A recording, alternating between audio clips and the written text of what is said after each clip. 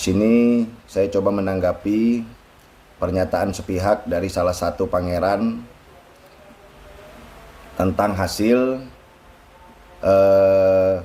mediasi atau pertemuan dengan pihak Pemkab Kukar pada tanggal 30 hari Kamis jam 10 pagi. Jadi di sini saya menanggapi yang pertama, pihak Pemkab Kutai Kartanegara belum berani memberi keputusan. Kemudian perlu diingat, jembatan-jembatan, jam bentong, serta ornamen-ornamen lain yang berada di wilayah Kukar memang bukan tempat yang sakral dan bukan milik adat. Tapi perlu diingat, jembatan-jembatan, jam bentong, dan ornamen-ornamen lainnya ini berdirinya di mana? Berdirinya di atas tanah adat, yaitu adat Kutai.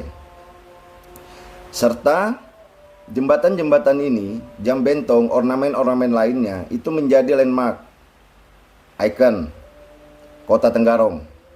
Jadi publik ataupun masyarakat luas, terutama yang di luar daerah, mengenal Tenggarong dengan ikon-ikonnya seperti jembatan, jam bentong. Kemudian jangan pernah lupakan, memang betul, jembatan, jam bentong, ornamen-ornamen, serta bangunan apapun yang berada di atas tanah adat Kutai di Kutai Kartanegara adalah milik pemerintah. Tapi perlu diingat, pembangunan tersebut dengan duit rakyat melalui pajak. Jadi di sini jika pangeran mengklaim bahwa itu milik pemerintah, itu salah. Pihak pemerintah hanya mengelola. Ingat, dari rakyat dan untuk rakyat. Kemudian pangeran pun mengatakan bahwa warna kuning yang disakralkan itu hanya di lingkungan kesultanan jika ada acara adat. Bagaimana dengan acara adat di luar lingkungan kesultanan? Contoh, di Kutai Timur yang sering dilakukan acara beluluh atau pelas tanah, itu identik dengan kain berwarna kuning. Apakah itu tidak sakral? Kemudian belum lagi acara-acara adat yang berada di wilayah lain. Apakah itu tidak sakral? Sangat disayangkan sekali. Kenapa harus mengecilkan ruang lingkup adat Etam Sorang? Kenapa harus mengecilkan ruang lingkup adat kita sendiri? Ada apa? Mengapa? Terus bagaimana dengan sejarah turunnya Maharaja Yang Mulia Aji Batara Agung Dewa Sakti dan Putri Karangmelenu di Dusun Melanti, di jahitan layar sekarang, yaitu tepatnya di Kutai Lama. Lampin dengan bedongannya itu kain berwarna kuning, serta dieraukan pertama kalinya di Kutai Lama. Itu susunan dan tata cara eraunya pun menggunakan kain berwarna kuning. Nah, sementara itu jauh di lingkungan kesultanan yang sekarang, dan itu masih sakral. Kemudian bagaimana besawai di kepala benua, di burit benua, ketika kita mengadakan erau, di situ kan identik dengan kain berwarna kuning. Jadi di sini sangat disayangkan sekali karena harus mengecilkan ruang lingkup adat sendiri. Kemudian tidak adanya maklumat atau fatwa dari Yang Mulia Sultan Muhammad Arifin, dan Sultan pun sempat by phone dengan kami lewat pembina kami, itu tidak pernah mengutus siapapun untuk mediasi di kantor Pemkab. mewakili Kesultanan pada tanggal 30 Desember kemarin. Dan yang mulia Sultan pun mendukung RKB sebagai masyarakat adat untuk mempertahankan tata nilai adat dari hal yang sekecil apapun, termasuk masalah warna kuning sakral harus dikembalikan. Itu.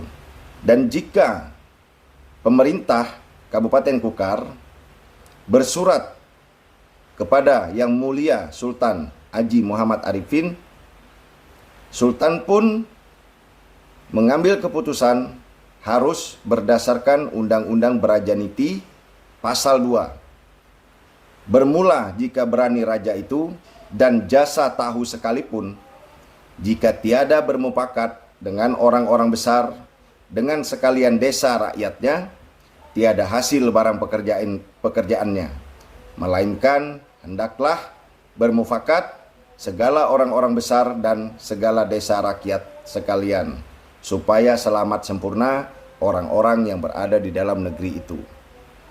Itu bunyi dari Undang-Undang Brajaniti Pasal 2. Barulah, jika memang ada kesepakatan di situ, barulah maklumat ataupun fatwa yang akan dikeluarkan Sultan nanti sah.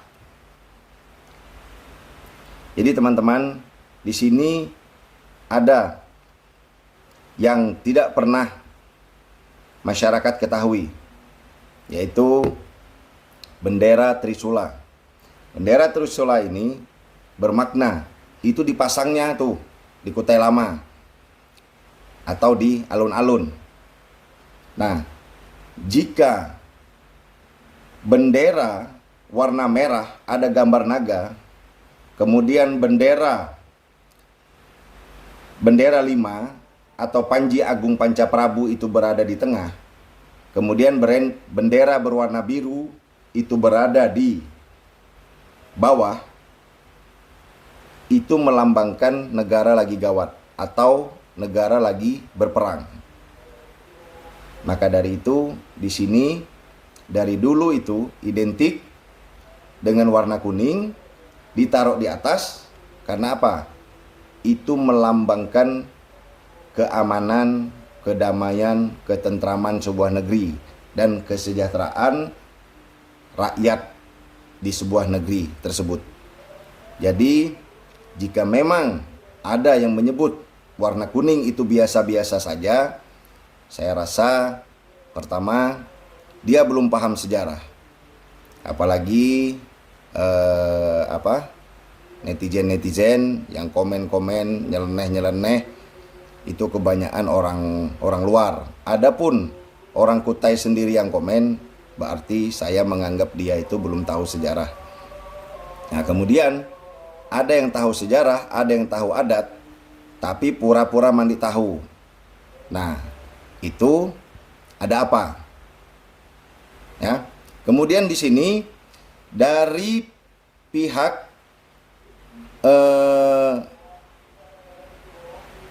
Dinas Pekerjaan Umum pun belum ada menunjukkan kajian-kajian yang bisa diterima oleh logika. Kajian-kajiannya ini harus terkait teknis, sosial, dan politis. Jadi di sini kami memohon jangan sampai ada yang namanya politik, ya, karena apabila adat dicampur dengan politik, insya Allah sebuah negeri akan hancur. Jadi video saya ini hanya untuk mengimbangi pemberitaan sepihak, karena media yang ada waktu itu mungkin media pemerintahan Kabupaten Kukar. Sekian, tetap rakat, kuat, kita berjaya.